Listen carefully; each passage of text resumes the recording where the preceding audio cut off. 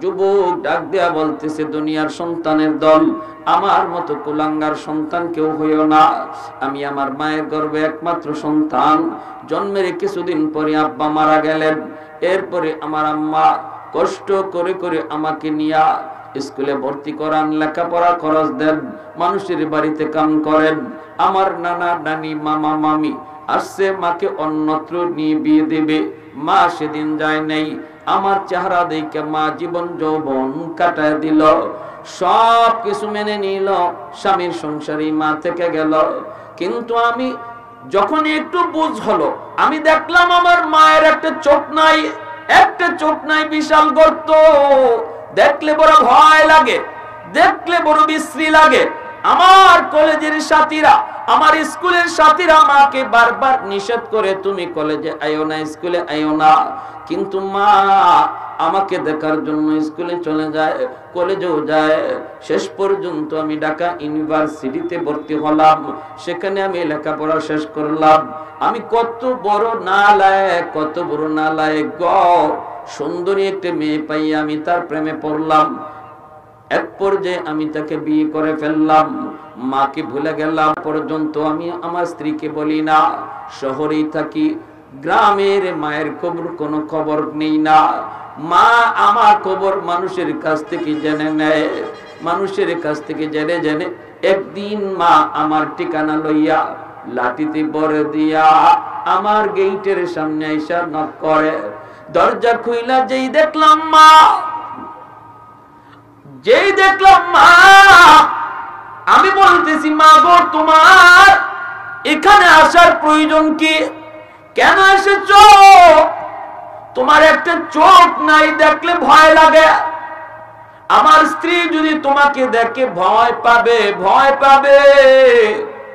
তোমার একটা চোখ নাই, দেখলে বিশ্রী লাগে। তুমি কি আমার সুখ চাও না? তুমি কি আমার শান্তি চাও না? এই বইলা মারে একটা দমক দিয়ে বসলাম। মা দরজার সামনে দাঁড়ায় চোখের পানিটা সাইরা কয়, বাজান রে, আমি থাকতে আসি না, আমি তোমার কাছে ভিখারি সেজে আসি নাই, সাহায্য নেওয়ার জন্য আসি নাই, তোমার বাসায় এক রাত কাটানোর জন্য আসি নাই। এসেছি আমি আমার ওই সন্তানের চেহারা এক নজর দেখার জন্য, যেই সন্তানের জন্য আমি মা সারলাম, বাবা সারলাম, ভাই বোন সারলাম, কারো কথা মানলাম না, যার চেহারা দেখে আমি জীবন যৌবন কাটায় দিলাম। আমার ওই সন্তানের চেহারাটা এক নজর দেখার জন্য এসেছি রে বাজার। ঠিক আছে, তুমি তোমার স্ত্রী নিয়ে সুখে থাকো, শান্তিতে থাকো, আমি তোমার অসুবিধা করতে আসি নাই। এই বইলা মা ওখান থেকেই বাড়িতে আবার চলে আসলো। আসলো তো আসলো, আইসেই মা বিছানায় পড়ে গেল, অসুস্থ হয়ে গেল, অসুস্থ হয়ে গেল। এইদিকে ওই যুবক বলতেছে, বেশ কিছুদিন পর আমার পাশের গ্রামে একটা অনুষ্ঠান, ওই অনুষ্ঠানে তারা আমাকে চিফ গেস্ট করলো, আমাকে প্রধান অতিথি বানাইলো। আমি অনুষ্ঠানে যোগ দিলাম। অনুষ্ঠান শেষ হওয়ার পর বলতে মনে মনে ভাবতেছি, পাশের গ্রামটাই তো নিজের গ্রাম, মারে একটু দেখা যাই। আসলাম মাকে দেখার জন্য, দরজার পাশে এসে ডাক দিলাম মা, কিন্তু কেউ দরজা খুলে না। অনেকক্ষণ ডাক দেওয়ার পর একজন মহিলা দরজা খুললো। মহিলাকে আমি চিনি না, আমাকে দেখেই বলতেছে, সাহেব, আপনি বুঝি এই বাড়ির সাহেব? বলে, হ, আমি বাড়ির সাহেব। মা কোথায়? তখন আপনার মা আজ থেকে 1 সপ্তাহ আগে দুনিয়ার জগৎ ছেড়ে চলে গেছেন। যাবার আগে চোখের পানি জোরে কাঁদলো, তোমরা আমাকে এক নজর আমার সন্তান দেখাইবানি, কোথায় পাবো আপনাকে, কোথায় পাবো আপনাকে? আমার হাতে একটা চিঠি দিয়া গেল, আর বলল, কোনদিন যদি আমার সন্তান আমার খুঁজে আসে গো, এই চিঠিটা তোমরা তাদের হাতে দিও। এই নেন আপনার মায়ের হাতের চিঠি। যুবক তখন বলতেছে, আমি চিঠিটা হাতে নিলাম। চিঠিটা হাতে নিয়ে চিঠিটা কইলে দেখি মার হাতের লেখা। মায়ের লিখতেছে, বাজান রে, জানি না কোন দিন মায়ের খবর নিতে তুমি গ্রামে আসবা। এ বাবা, একটা কথা মৃত্যুর আগে মা চিঠির মাধ্যমে জানায় গেলাম, কোনদিন তুমি আমাকে জিগাও নাই, এজন্য আমি তোমাকে বলিও নাই। বাবা, মায়ের একটা চোখ নাই বিধায় তুমি মাকে ঘৃণা করতা, কিন্তু একদিনও মারে তুমি জিগাও নাই, মাগো তোমার চোখটা কি হয়েছে, কোথায় গেল গো মা তোমার চোখটা? একদিনও মাকে তুমি প্রশ্ন করো নাই, এজন্য মা জবাবটাও তোমাকে দেই নাই। আজকে চিঠির ভাষায় লিখে গেলাম, আমার চোখটাই তোমাকে দেওয়া হয়েছে। তোমার বয়স যখন 10 বছর, টাইফয়েড জ্বর হয়েছিল, একটা চোখ তোমার নষ্ট হয়ে গেছে। ডাক্তার বলেছে যদি নষ্ট চোখটা উঠাইয়া আরেকটা চোখ এখানে বসানো না হয়, তাহলে তোমার দুটো চোখ নষ্ট হয়ে যাবে। ওই দিন আমি মা আমার নিজের চোখটা তোমাকে দিয়েছিলাম, ওই দিন আমি মা আমার নিজের চোখটাই তোমাকে দিয়েছিলাম রে বাবা। আজকে তুমি মারে ঘৃণা করো। ভাইরা বন্ধুরা, যুবক চোখের পানি জোরে জোরে কান্দে আর কই মা আমি মস্ত বড় ভুল করে ফেলেছি। এ যুবক মনে রাখো, পত্রিকার ঘটনায় যুবক বলছে আমার মতো এত বড় কুলাঙ্গার সন্তান কেউ হইও না। আজ আমার কিছুই নাই, সব কিছু আমার হাত ছাড়া হয়ে গেছে। আমি শুধু রাস্তায় রাস্তায় ঘুরি। যেই সন্তানের উপরে বাপ মার বদুয়া থাকবে, যুবক তোমার দুনিয়ার বরকত আল্লাহ কেড়ে নিবে। 1 নম্বরে হায়াতের বরকত আল্লাহ কেড়ে নিবে, 2 নম্বরে তোমার রিজকের বরকত আল্লাহ কেড়ে নিবে। হায়াতের ভিতরে কোনো বরকত পাইবা না, বিপদ একটার পর একটা বিপদ তোমার পেছ ছাড়বে না। যদি বাপ মার বদুয়া থাকে, রিজকের ভিতরে বরকত তুমি পাইবা না। সফলতার জন্য সময় তুমি কম দাও না, কিন্তু সফলতা পাইবা না। কারণ কি জানোনি? কারণ কি জানোনি? ওই যে দেখো লাইট লাগানো, এই যে আমরা ফ্যান লাগাই, লাইট লাগাই, ফ্যানটা লাগাইলে কিন্তু ফ্যানটা ঘুরে না, লাইটটা লাগাইলে লাইটটা জ্বলে না রে আল্লাহর গোলাম। পাওয়ার হাউস থেকে লাইন ওকে করতে হয়, তাহলেই তো লাইট জ্বলবে। তোমার আমার জীবনের মধ্যে আল্লাহ পাক কিছু বাতি লাগায় দিছে, জ্বালানোর দায়িত্ব দিছে তোমার আমার। আল্লাহ পাক রব্বুল আলামিন লাইট দিয়া দিছে, বাতি জ্বালাইতে হবে। যেই সন্তানের জীবনের পাওয়ার হাউস বাপ মা, ওই মা বাবা থেকে তার জীবনের লাইটের লাইন ওকে করবে, আল্লাহ পাক তার জীবনের বাতি আল্লাহ জ্বালায় দিবে। হায়াতের ভিতরে বরকত, রিজিকের ভিতরে বরকত, লেখাপড়ার মধ্যে বরকত, সন্তানকে আল্লাহ মানুষের মতো মানুষ বানায় দিবে যদি বাপ মার দোয়া তোমার প্রতি থাকে। বাপ মার দোয়া যদি কোনো সন্তানের উপরে থাকে, ভাইরা বন্ধুরা, নবী বলেন হাত উঠে দোয়া করতে হয় না। বাপ মার কলিজা যদি সন্তানের উপরে খুশি থাকে, আল্লাহর আরশে পৌঁছতে মাঝখানে বাধা থাকে না। সালাসাতুন দাওয়াতুম মুস্তাজাবাতুন লা শাক্কা ফি, দাওয়াতুল মাজলুম ওয়া দাওয়াতুল মুসাফির ওয়া দাওয়াতুল ওয়ালিদ আলা ওয়ালাদিহি। আল্লাহ নবী রহমতের নবী বলেন 3 ব্যক্তির দোয়া বদদোয়া আল্লাহর কাছে সরাসরি কবুল। 1 হলো মজলুমের দোয়া বদদোয়া, 2 হলো মুসাফিরের দোয়া বদদোয়া, 3 নম্বর হলো বাপ মার দোয়া বদদোয়া। এই 3 ব্যক্তির দোয়া বদদোয়া আল্লাহর দরবারে এমন ভাবে কবুল হয়, মাঝখানে কোনো বাধা থাকে না। এজন্য দুর্বলের উপরে কখনো জুলুম করবা না। তোমার গায়ে শক্তি আছে, তোমার ক্ষমতা আছে, তোমার গোষ্ঠী বড়, তোমার টাকার জোর বেশি, এজন্য কোনো দুর্বলের উপরে তুমি জুলুম করবা না রে গোলাপ। যদি কোনো দুর্বল মানুষ দুনিয়ার আদালতে বিচার না দেয়, যদি কই মালিক চেয়ারম্যানের কাছে গেল বিচার পাবো না, কারণ চেয়ারম্যান হলো তার লোক। মেম্বারের কাছে গেল বিচার পাবো না, মেম্বার হলো তার লোক। আদালতে গেল আমি বিচার পাবো না, কারণ তার টাকার জোর আছে, পয়সা দিয়ে জজকে কিনে নিবে। ও মালিক, না না, আমি দুনিয়ার কোন আদালতে বিচার দিলাম না, আল্লাহ তোমার আদালতে বিচার দিলাম। ভাইরা বন্ধুরা, এমন কোন কথা, এমন কোন কষ্ট পায়া দুর্বল মানুষ যদি বিচার আল্লাহর আদালতে দিয়া দেয়, মায়ার নবী বলেন, মনে রাখো কিয়ামতের ময়দানে তুমি তোমার জীবনের সমস্ত নামাজ রোজা লইয়াও জান্নাতে যেতে পারবা না, ওই মামলা ডিসমিস না করা পর্যন্ত। আল্লাহর আদালতে কোনো পাওয়ার চলে না, ঠিক কিনা জুড়ে বলেন? দুনিয়ার আদালতে পাওয়ার চলে, আল্লাহর আদালতে পাওয়ার চলে না। দুনিয়ার আদালতে জজকে টাকা দিয়া কিনা যায়, আল্লাহর আদালতে পয়সার খেলা চলে না। জোরে বলেন ঠিক কিনা? এজন্য দুনিয়ার মামলা দুনিয়াতেই ডিসমিস করে যাও। বুদ্ধিমান কখনো আল্লাহর আদালতে মামলা নিয়ে কবরে যায় না।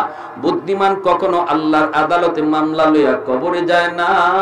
বুদ্ধিমান দুনিয়াতে দুনিয়ার মামলা ডিসমিস করে নেয়। আল্লাহর আদালত বড় সঙ্গীন, বড় খতরনাক। ওই আদালতে তোমার পক্ষে কেউ দাঁড়াবে না। এজন্য মজলুমের উপরে তুমি কখনো জুলুম করবা না। মায়ার নবী বলেন, মুসাফির কেউ কষ্ট দিও না।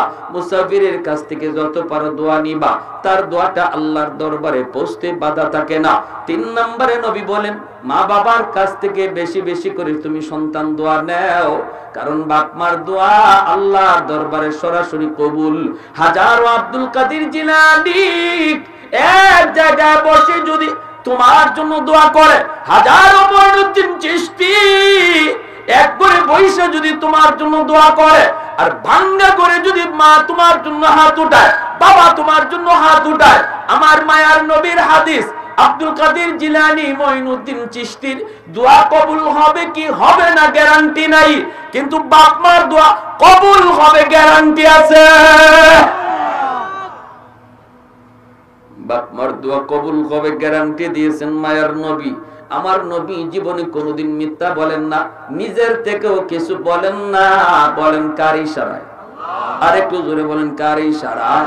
এজন্যই আল্লাহর নবী ওই বনু তামিম গোত্রের যুবককে বলতেছেন, যুবক, 1 নম্বরে ডিউটি হলো বেশি বেশি করে বাপ মার জন্য তুমি দোয়া করো, বাপ মার জন্য তুমি দোয়া করো।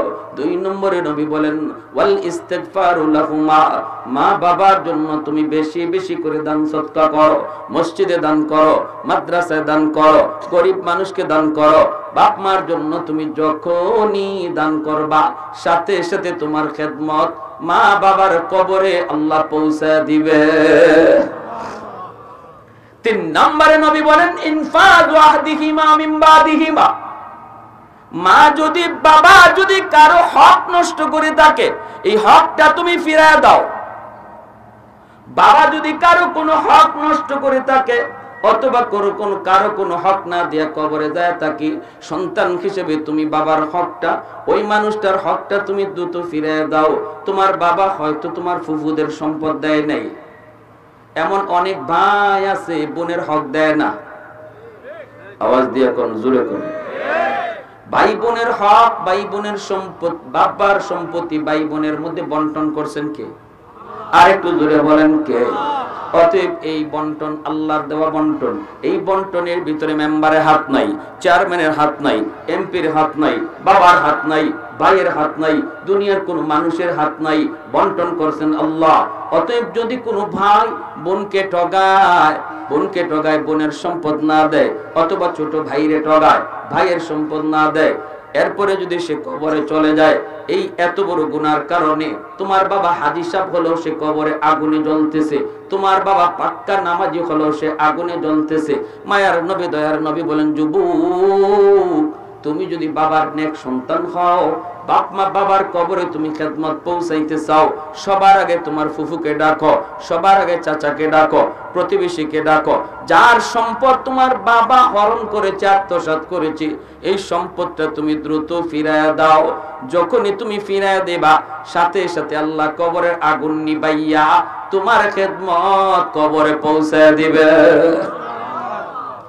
আর নতুবা 40টা 50টা গরু জবাই কইরা বাবার নামে জিয়াফত করলো, আগুন নিবে না।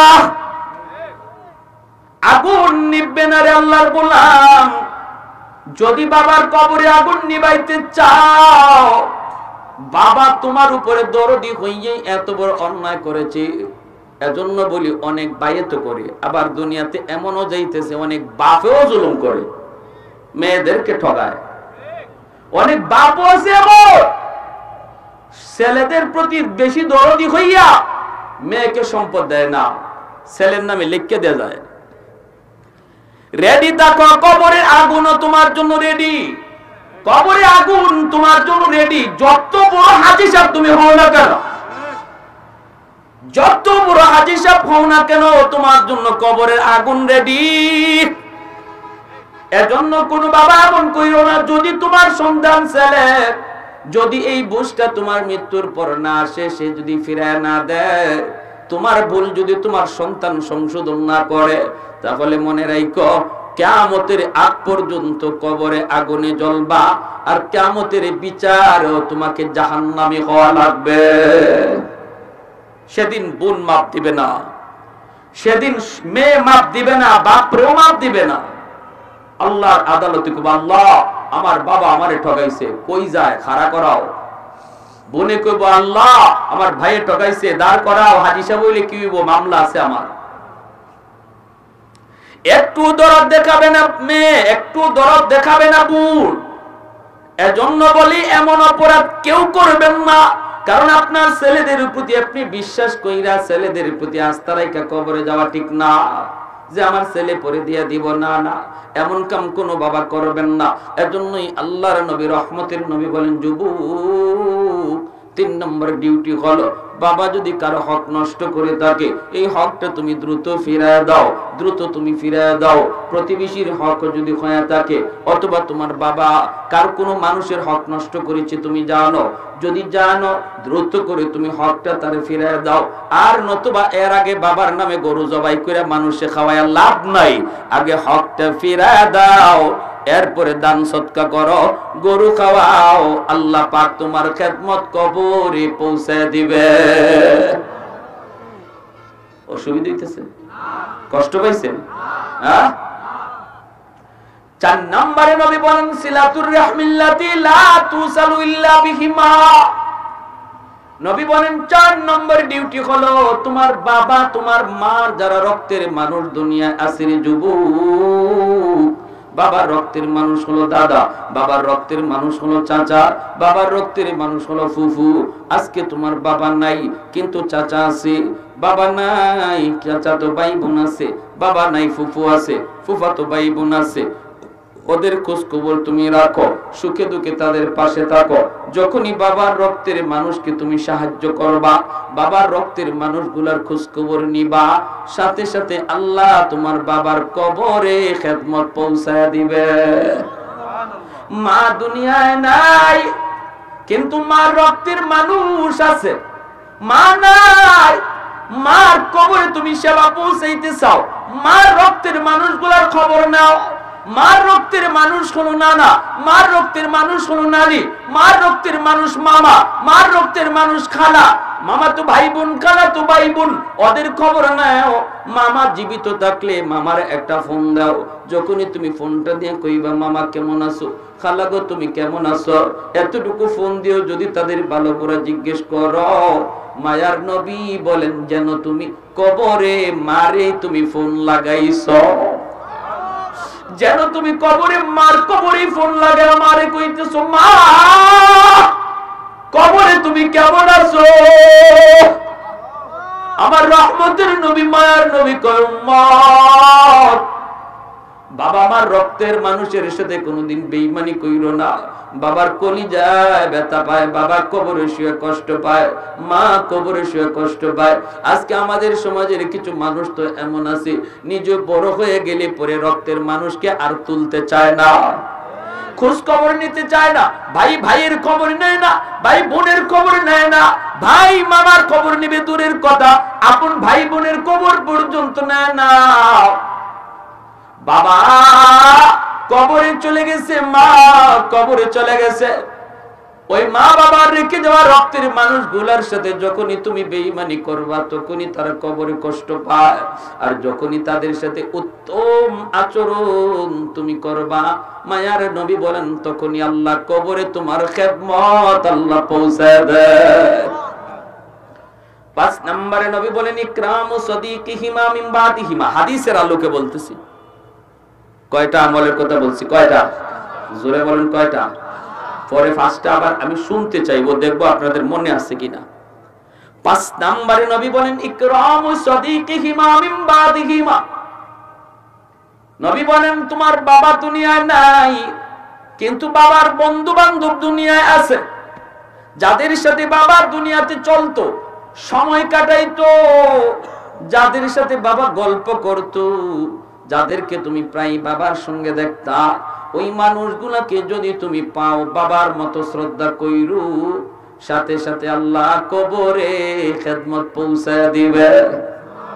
চাচা একটু আসেন, চাচা একটা চা খায় যান, চাচা আমাদের বাড়ির পাশ দিয়ে আপনি চলে যাইতেছেন, আজ আমার আব্বা দুনিয়ায় নাই, আব্বা থাকলে তো আপনি বাড়িতে উঠতেন, আব্বা থাকলে তো দোকানে এক কাপ চা খায় যাইতেন, আব্বা নাই তো কি হয়েছে চাচা, আপনারে দেখলে আব্বার কথা মনে হয়, আপনারে দেখলি বাবার কথা মনে হয়, চাচা একটা চা খায় যান, চাচা একটা পান খায় যান।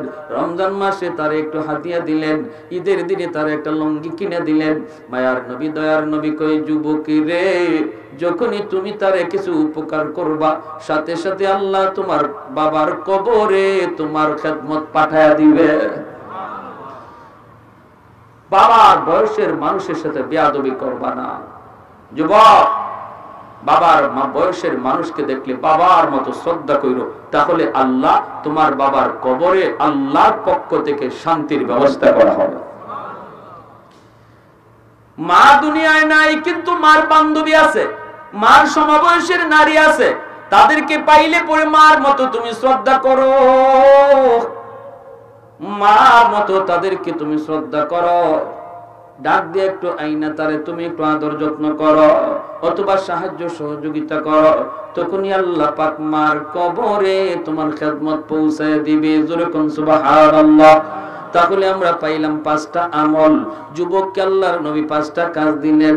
কে দিলেন? মায়ের নবী দিলেন। কে দিলেন? নবী দিলেন। ছিল কে? একজন যুবক। বক্তাকে আমার নবী, শ্রোতাকে কয় বনি তামিম গোত্রের একজন যুবক। এই যুবক, তুমিও এমন একজন যুবক, তোমার মতো একজন যুবক মনের ভিতরে এই তামান্না লইয়া, এই তলব লইয়া নবীর সামনে হাজির হয়েছিল। আল্লাহর নবী তার সামনে রেখে ওয়াজ করলেন। বক্তা ছিলেন একজন, শ্রোতাও ছিলেন একজন। সুবহানাল্লাহ। বক্তা কয়জন? শ্রোতা কয়জন? একজন শ্রোতাকে সামনে রেখে আমার নবী এত বড় গুরুত্বপূর্ণ বয়ান করলেন। আজ পৃথিবীর কোটি কোটি মুসলমান নবীর ওই বয়ানের শ্রোতা হয়ে গেল। সুবহানাল্লাহ। এ যুবক মনে রাখো, এজন্য বলি আজকের মুর্দেগানের কবর রুহের মাগফিরাতের জন্য, রুহের মাগফিরাতের জন্য জুনাইদ বাগদাদি আল্লাহর মস্ত বড় ওলি। স্বপ্ন যদি আল্লাহর ওলি দেখেন একজন মানুষ জাহান্নামী চেহারার, কান্না করে করে জুনাইদ বাগদাদির সামনে হাজির হয়ে কয়, হুজুর আমাকে আপনি চিনেননি? জুনাইদ বাগদাদি কই, না আমি তো আপনারে কোনোদিন দেখি নাই। কে আপনি? কই, হুজুর আমি আপনার গ্রামেরই একজন মানুষ, আজ থেকে বহু আগে আমার ইন্তেকাল হয়েছে, কবরের ভিতরে আমি আযাব ভোগ করতেছি। হুজুর আমার দুনিয়াতে কোনো সন্তান নাই, আছে শুধু একমাত্র মেয়ে, একটা মেয়ে সন্তান। আমার মেয়েটারে আমি দিন শিখাই নাই, মেয়েটারে আমি আখিরাতের পরিচয় শিখাই নাই, আমার মেয়েটাকে আমি আল্লাহর পরিচয় শিখাই নাই, যার কারণে মেয়েটা ভুল পথে হাঁটতেছে, গুনার পথে হাঁটতেছে। আমি বাবার কোথায় একবারও ইয়াদ করে না। আল্লাহ পাক আমাকে জানাই দিছে, রে গোলাম, তোর মেয়ে যদি কোনোদিন তোর জন্য আমি আল্লাহর কাছে হাত বাড়ায়, ওই দিন আমি তোর কবরের আযাব মাফ করে দিব। এজন্য সন্তান জন্ম দেওয়া সন্তান কামাই করে খাওয়ানোর জন্য নয়, সন্তান ভবিষ্যৎ জারিয়া হওয়ার নিয়তে। সন্তান যতদিন দুনিয়াতে নেক কাজ করবে ততদিন আল্লাহ পাক নেকের একটা অংশ বাপ মার কবরে আল্লাহ পৌঁছায় দিবে, বাপ মার কবরে পৌঁছায় দিবে। এজন্য বাপ মার দায়িত্ব হলো সন্তানকে দিনদার বানানো, সন্তানকে আল্লাহওয়ালা বানানো, সন্তানকে মাদ্রাসায় পড়ানো, সন্তানকে হাফেজ আলেম বানানো। এটা হলো বাপ মার জিম্মাদারি। কারণ বাপ মার জিম্মাদারি, যদি বাপ মাই জিম্মাদারিতে ভুল করে তাহলে সন্তানের যত অপরাধ, সমস্ত অপরাধের দায়ী হিসেবে বাপ মাকে আল্লাহর আদালতের কাঠগড়ায় দাঁড়াইতে হবে। এ যুবক বলি না আমি মাদ্রাসায় ভর্তি করে দাও, কিন্তু বলবো স্কুলে যদিও পড়াও 5 বছর তারে মাদ্রাসায় পড়াও, নুরানি মাদ্রাসায় পড়াও, তারে আল্লাহর পরিচয় শিখাও, আগে তার মুসলমানের সন্তান বানাও। ডাক্তার তার বড় পরিচয় নয়, ইঞ্জিনিয়ার তার বড় পরিচয় নয়, বড় পরিচয় হলো সে মুসলমানের সন্তান। এজন্য আগে মুসলমানের সন্তান বানাও, আগে তারে দিন শিখায় মুসলমানের সন্তান বানাও। শিশুকালেই তারে মাদ্রাসায় ভর্তি করো, এরপরে স্কুলে দিতে চাইলে তুমি দিও। 5টা বছর যদি মাদ্রাসায় তুমি তারে পড়াও, মুসলমানের সন্তান হয়ে গড়ে উঠবে।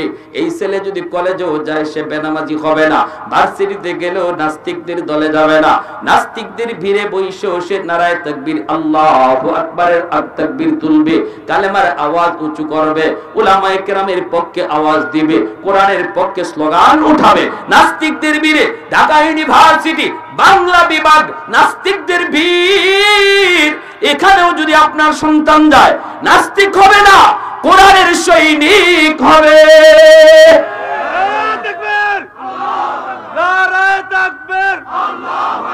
নাস্তিকদের আস্তানা ভেঙে দাও, গুড়িয়ে দাও। প্যারে হাজিরিনের জন্য বলি, এজন্য বলি বাপ মার সবচেয়ে বড় জিম্মাদারি হলো সন্তানদের মুসলমানের সন্তান বানানো। মাদ্রাসায় যদি 5 বছর পড়া যায় তাহলে হাই স্কুলে গিয়ে যখন দেখবো ডারউইনের মতবাদ শিখায় বান্দর থেকে মানুষ হইছে, তখন তুমি বাবার প্রতিবাদ করা লাগবে না, আপনার ছেলে প্রতিবাদ করবে। ঠিক কি না? বান্দর থেকে মানুষ হইছে কি কর, বাবা হিসাবে এটা আপনার দায়িত্ব। সব দায়িত্ব খালি হুজুরদেরকে দিয়ে দিয়েন না, সব দায়িত্ব হুজুরদের না।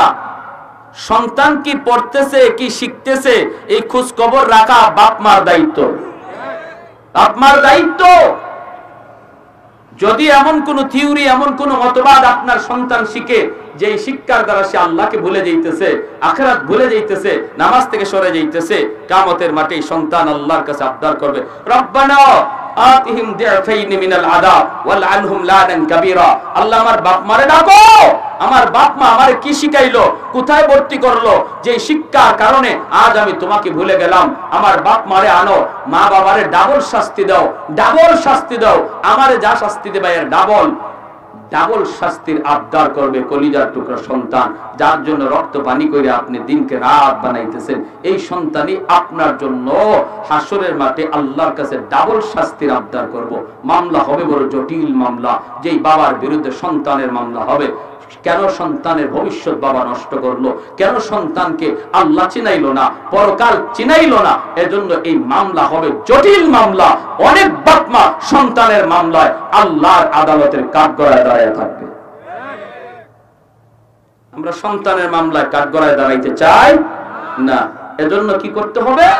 স্কুলে পড়ান, ডাক্তার বানান, ইঞ্জিনিয়ার বানান, প্রফেসর বানান, বাধা নাই। এই দেশের জন্য মুফতি মুহাদ্দিস যেমন প্রয়োজন, ডাক্তার ইঞ্জিনিয়ারের প্রয়োজন, কিন্তু বলবো আগে মুসলমানের সন্তান বানান, আগে তারা মুসলমানই শিখান, তারপরে তারা যে লাইনেই দিবেন এই লাইনে। শিশুকালে যদি মুসলমানই লইয়া যায়, শিশুকালে যে শিক্ষাটা অর্জন হয় এটা মরণ পর্যন্ত আসর থাকে, ঠিক কিনা? সকালবেলা যদি মুলা খায় খালি পেটে, বাসি পেটে, পরে যদি কুরমা পোলাও খায় সারাদিন মুলার দেখুরিয়া আসবে, ঠিক কিনা? এজন্য শিশুকালে বয়সটা হলো তার মূল ফাউন্ডেশন, জীবনের ফাউন্ডেশন। এই ফাউন্ডেশন গড়ার মধ্যে বাপ মা ভুল করবেন না। ওই বাবা ভুল করছে, মেয়েটা ভুল পথে চলতেছে, আর আল্লাহ কয় কেন তুই দায়িত্ব আদায় করলি না? আর আমিও জানাই দিলাম, ওই মেয়ে যেদিন সঠিক রাস্তায় আইব, অথবা এই মেয়ে যেদিন তোর নামে কোনো দান সৎকার করব, ওই দিন আমি আল্লাহ তোর আযাব মাফ করব। এখন কবরেতে কে মেয়েরে কইতো কেমনে? হ্যাঁ, জুনাইদ বাগদাদির কাছে স্বপ্ন যুগে লোকটা কই, হুজুর আমি আপনার কাছে একটা উপকারের জন্য এসেছি, যদি আপনি আমার এই উপকারটা করতেন, আল্লাহ আমাকে এমন ভাবে জানায় দিল, যদি আপনি আমার মেয়েটারে এই সংবাদ দিতেন গো আল্লাহর ওলি, তবে আমি কবরের আযাব থেকে রেহাই পেয়ে যেতাম। আল্লাহর ওলি স্বপ্ন যুগে ঠিকানা লইয়া ঘুম থেকে ওইটা তিনি মেয়েটার সন্ধানে বের হয়ে গেলেন। মানুষকে জিজ্ঞেস করেন, মানুষেরা কই হুজুর এই মেয়ের কাছে আপনি যায়েন না, মেয়েটার চরিত্র ভালো না, এই মেয়ে বড় খারাপ, আপনি ওর কাছে যায়েন না। জুনাইদ বাগদাদি কই, বাবা রে আমার যে কোনো মূল্যে তার কাছে যাওয়া লাগবে, বলো না কোথায় গেলে তারে পাবো? কয় দেখেন গে নদীতে গোসল করে। জুনাইদ বাগদাদি নদীর পারে দাঁড়ায় রইলেন, মেয়েটা গোসল করে ওইটা কই, মৌলবী তুমি আবার কি চাও? জুনাইদ বাগদাদি কই, মা রে আমি কিছু চাই না রে মা, একটা খবর তোমাকে দিতে এসেছি। কই কার খবর? কই তোমার বাবার খবর। কই আমার বাবার আবার কিসের খবর? বাবা তো বহু আগে কবরে চলে গেছে। জুনাইদ বাগদাদি কই, মা তোমার মৃত বাবার খবর নিয়ে আসছি গো মা। তোমার বাবা কবরের মধ্যে আযাব ভোগ করতেছে, আযাব, জাহান্নামের আযাব। স্বপ্ন যুগে সে আমার সাথে দেখা দিয়েছে। আল্লাহ তারে বলেছে তুমি যদি তার জন্য কোনো দান সৎকার করো, তার কথা তুমি যদি ইয়াদ করে আল্লাহর কাছে চাও, আল্লাহ তার কবরের আযাব আল্লাহ মাফ করে দিবে। আমি তোমার কাছে খবরটা নিয়ে এসেছি গো মা। ও মা দেখো না বাবার জন্য কি করা যায়। মেয়েটা গুনাহ করতে করতে দিল শক্ত হয়ে গেছে, কঠিন। মানুষ যখন অতিরিক্ত গুনাহ করে, একটার পর আরেকটা গুনাহ করে, দিল শক্ত হয়ে যায়, পানি আসে না। কবরের কথা শুনলে, আযাবের কথা শুনলেও তার কলিজা নরম হয় না।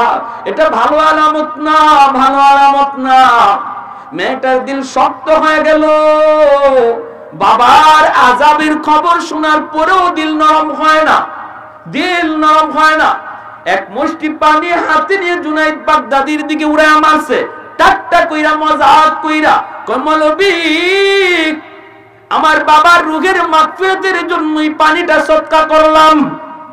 জুনাইদ বাগদাদি ভীষণ কষ্ট পেলেন, উনি একটু সইরা গেলেন, পানিটা ওনার গায়ে লাগে নাই, মারছে ওনার দিকে ইটা উড়াইয়া, কিন্তু উনি দূরে সরে গেলেন। ভাইরা বন্ধুরা, আল্লাহর ওলি মনে বড় কষ্ট নিয়ে চলে গেলেন। হায়রে সন্তান, এমন বুঝি সন্তান হয় রে, যেই সন্তানের কারণে বাবা এত কষ্ট করে নিজের জীবন চালানোর জন্য যে কোনো ভাবে চালানো যায়, সন্তানের কথা চিন্তা করে একজন বাবা দিন থেকে সারাটা দিন পরিশ্রম করে। এই সন্তান বুঝি এই প্রতিদান দিল, ঘুমায় গেছেন, স্বপ্নে দেখেন ওই লোকটাই জান্নাতি চেহারার সামনে হাজির। আল্লাহর ওলি কই, ভাই তুমি গতকাল ছিলা জাহান্নামী, আজকে তুমি জান্নাতি কেমন কইরা? কই হুজুর আমি আপনার শুকরিয়া জানাইতে এসেছি। কই কিসের শুকরিয়া? তোমার